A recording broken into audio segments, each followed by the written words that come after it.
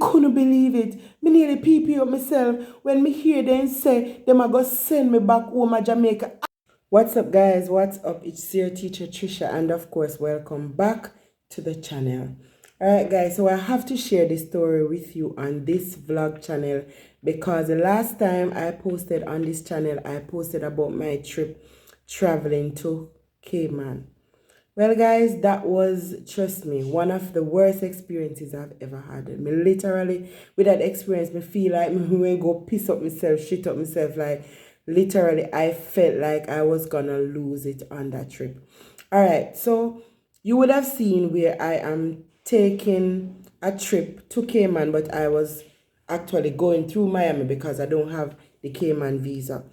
So, on my way to Miami airport, cut long story short, I was traveling with a friend, and when I reached the part where you enter the plane, there's some, not remember where there's a name, I had my passport in my bag, but there was an immigration officer there. The immigration officer stopped me, took my passport and looked at it.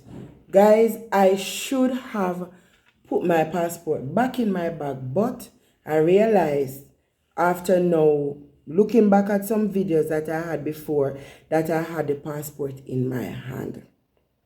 And I actually, listen to me guys, I went on the plane, I was happy and everything, it was a lovely trip and everything, landed in Miami, and I was there in this long line going up to immigration because we were going to like spend the night at a hotel in Miami, and then in the next day we would have traveled to Cayman. Anyway, me not get to reach at the hotel up to now because guess what guys?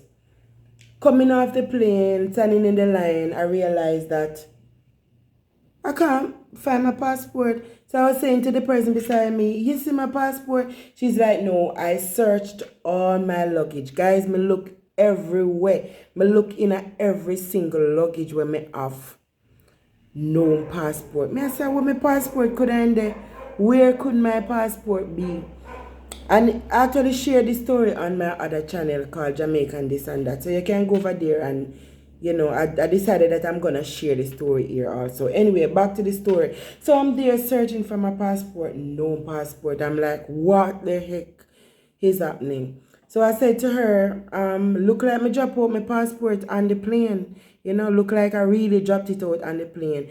So she said, you know, go and talk to the immigration officer. So I went to the immigration officer, and when I went to that immigration officer, the immigration officer sent me around to, I think they call them border control or whatever, I don't know. But they sent me around that part where it looked like police. And I was around there, they told me to sit down, and they told me that they are going to go on the plane and they are going to look, because they asked me some questions, and I told them that the last time I had the passport, I think it must be on the plane. So, sat down around there guys, and I was there worried and troubled and like, oh my God, oh, this will happen to me, because I've been traveling for so long and I've never ever lost my passport. So I'm like, how comes this is happening? Right now I sat there and I'm like, what the heck is happening? I feel like the devil is just out with a scheme to just tear me down right in the middle of that. Anyway, when I sat there, I heard my name called, so I went over. They're like, Trisha, and I go over there. We have not found your passport yet, so we are going to have to send you back to Jamaica because your passport, how did you reach in the country without your passport? When was the last time you had your passport? So I'm like, I used my passport to come through the Montego Bay airport, you know, and I was explaining to them that I don't know how it dropped out. And I'm like, it should be on the plane. I don't know how comes it's not on the plane, because it should be on the plane.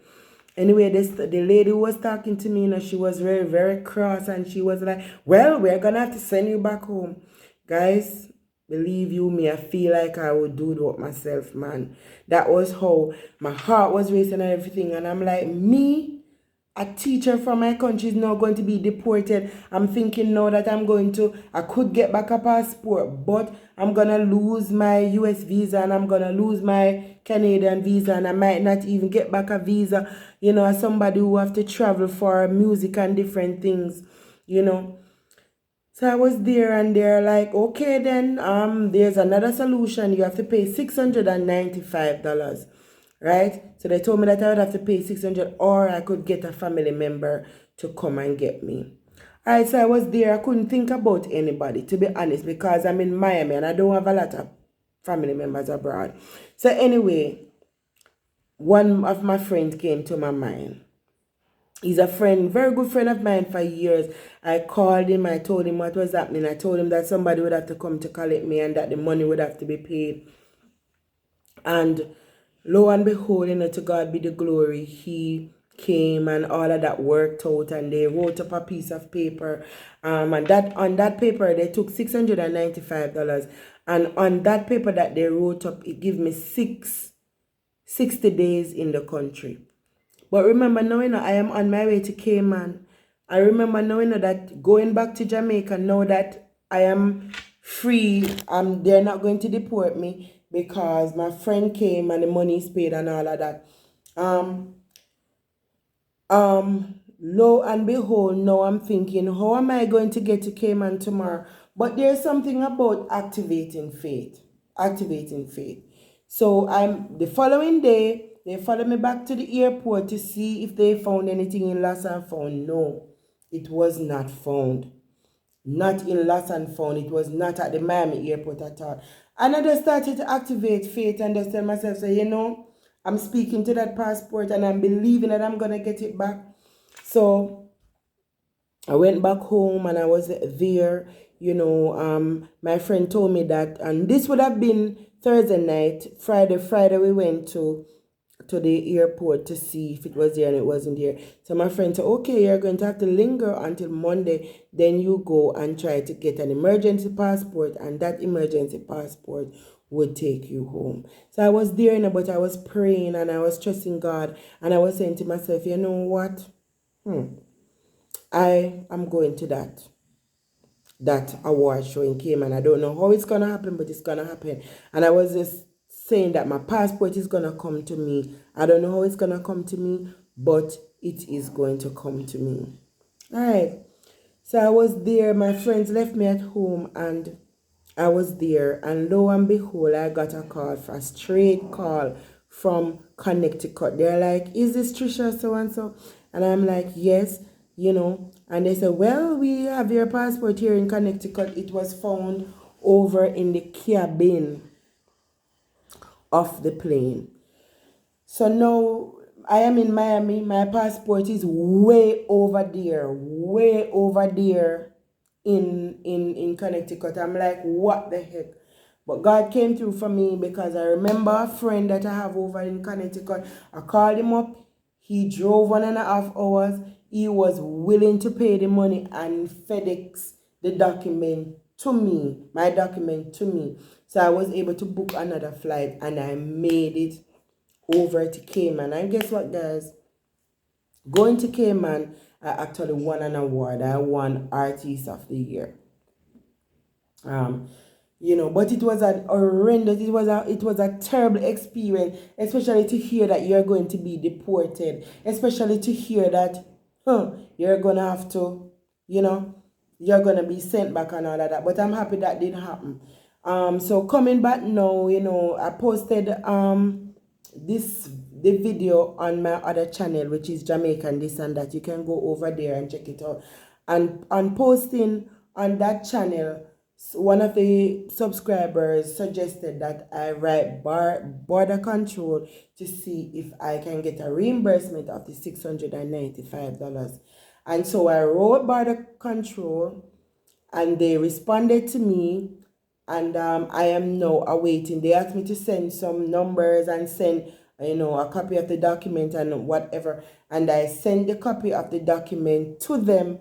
And I'm now waiting because I am now trying to see if I can get back that $695, But one of the lessons that I learned from that is that you cannot be too careful. And for me, traveling now is going to be so very different. If I'm traveling now, I am going to ensure that my passport is safe. To the point where I'm going to be picking up a little bag that I purchased just for my passport alone. Yes, just to house my passport alone. Because that experience that I have, I would never ever want to have it again. And I would never ever want any of my friends or family to experience being in another country, not having your passport, and they are just going to put you back on a plane and send you home like a refugee. You know what I mean? Anyway, guys, that's just me sharing what happened the last time I traveled, because on this channel, of course, I'm going to be sharing most of my traveling vlogs.